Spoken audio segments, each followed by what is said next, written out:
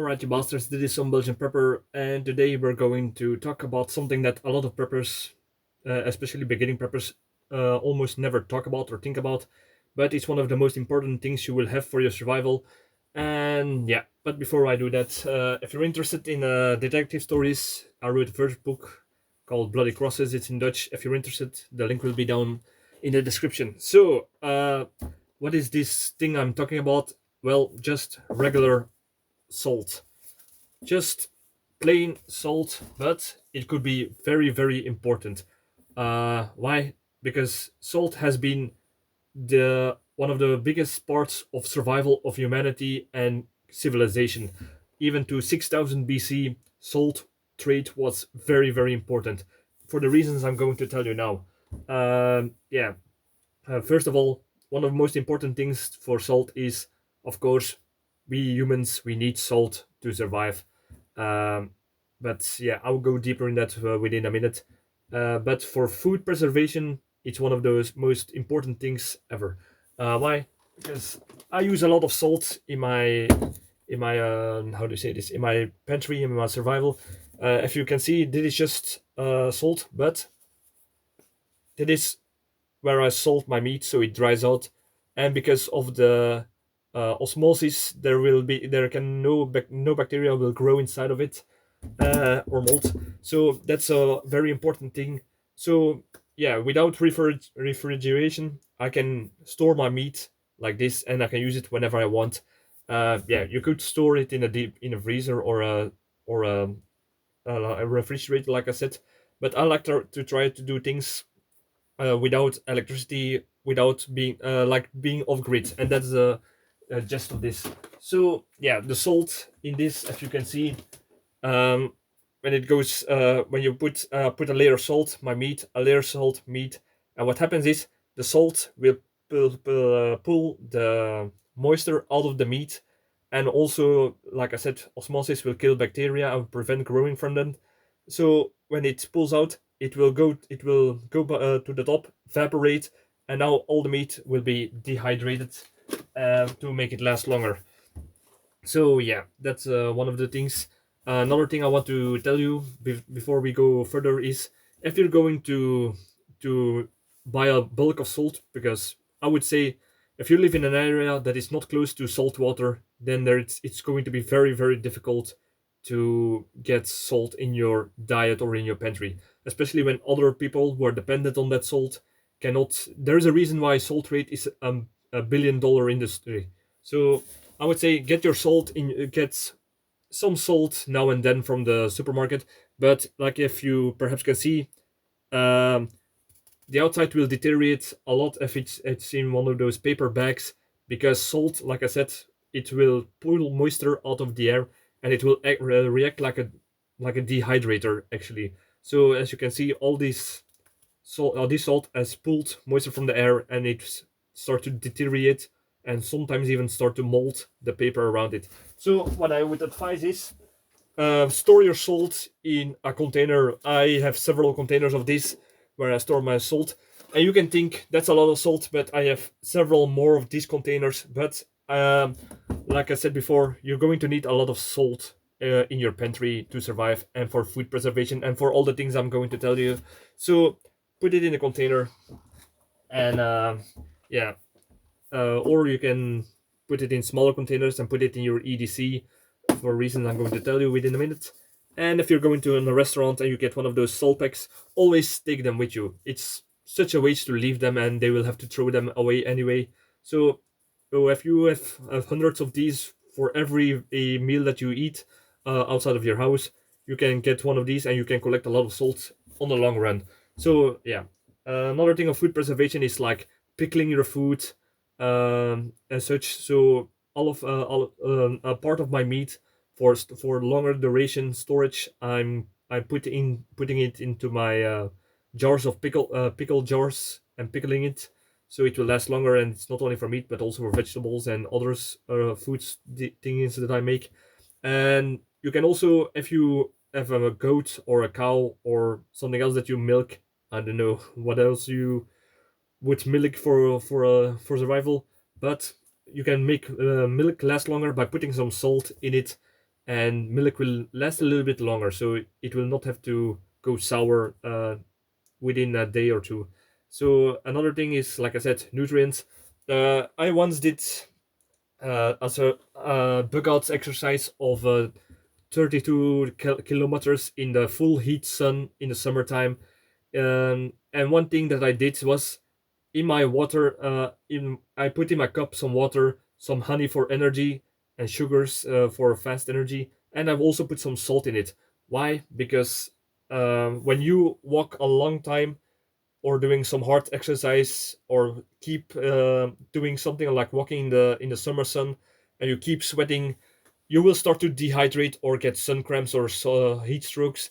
And a way to prevent that is to get some salt inside of you. It might sound contradictive, but the more you sweat, the more salts and electrolytes that you lose, and you have to replenish those. You can do that by putting some salt into some water and drink it. Not too much salt, of course, but to replenish everything that you sweat out during profusely sweating. And that was something that helped me a lot during that exercise. Another thing that you can do is, yeah, for flavor, just I always keep some salt of this or some packages of salt in my everyday carry, just because sometimes I go eat somewhere and perhaps the table salt is empty, perhaps you there is no salt, perhaps something that you eat is not really that tasty and you need some flavoring to it. Salt is a very good flavoring for food, especially during during a survival situation, or when there is a disaster. Sometimes you will going to have to eat some foods that are not that good, especially when you have some foods in your, like, if you can see, there are some foods that I can eat, but some foods I don't really, I am not really yippity up for. So with some salt flavoring, it could help a lot. Another thing you can do is for dental hygiene. What do you mean? Well, if you make some a paste with some salt, it could help killing some bacteria and rub some plaque from your teeth. So that's another way that salt could be useful in a survival situation where you do not have always have toothpaste or dental hygiene products available. So, and even if you're going on a bug out or a camping trip or a hike trip, you can still clean your teeth that way. Another thing is, if you're going to boil water, if you put salt in the water, you've seen a lot of people doing this. It will help to make the temperature of the water that is boiling higher, but it will not boil faster like a lot of people think. So that's a misconception that you need to yeah, think about. Another thing is, if you're barbecuing, and yeah, sometimes I have this problem sometimes when I'm starting to bake or cook something above the fire in my garden with my stove. Sometimes the flames get a little bit too higher and they will start to burn the meat or whatever I'm trying to cook over it. And if you put some salt over the flames, it will calm down the fire, that the flames will go lower, but it will not cool down the fire, so it will not lose heat, but it will make the flames go lower. So that's a little handy trick that you can do. Another thing is cleaning. Yeah, if you got some pots, some pans, or something other metal that is rusty or dirty, you can just use some salt and use to rub it to clean the materials when something is sticking, when something nasty is sticking onto it and you cannot get it off with a regular sponge or something. So that's something that you can do.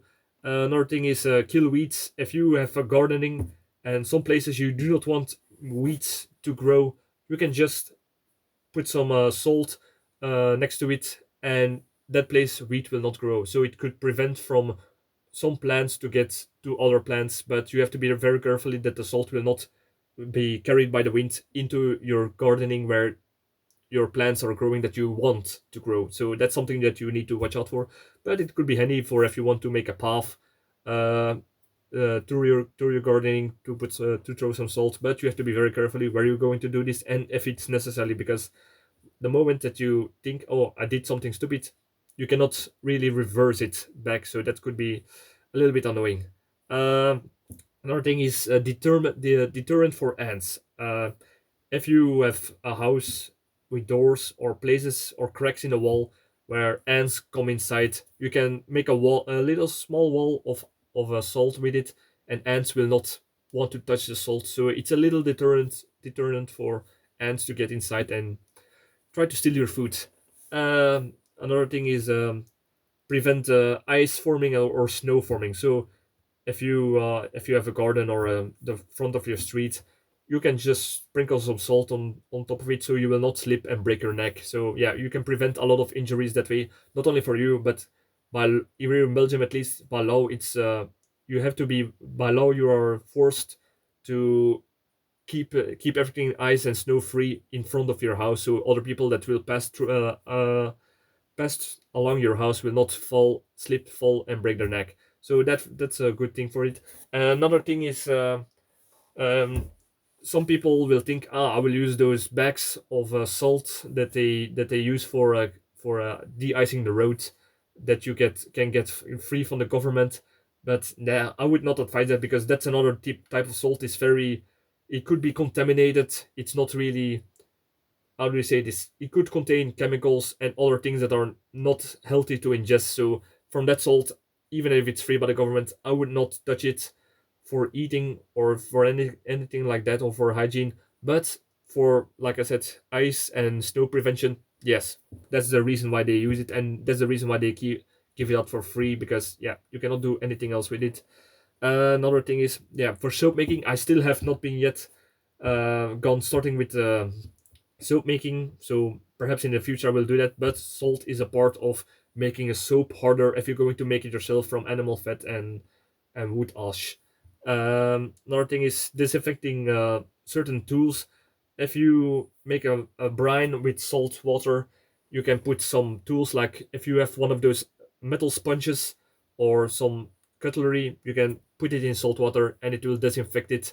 But don't put it in too long, because otherwise it will rust. That's the reason why I use a metal sponge made out of copper, because it will kill bacteria by its own. So I do not have to put it in the salt. So that's a little trick. And yeah, for another hygienic thing that you can do with salt is remove odors and stains. So if you have a wine stain, blood stain, or whatever, a stain on your clothing, on your carpet, or whatever, you can put some salt on it, and the salt will pull most of it out, and you can scrape it off, and that way you can remove stains that otherwise it's difficult to remove. The same thing goes for odors. If you have smelly shoes, put some salt into your shoes.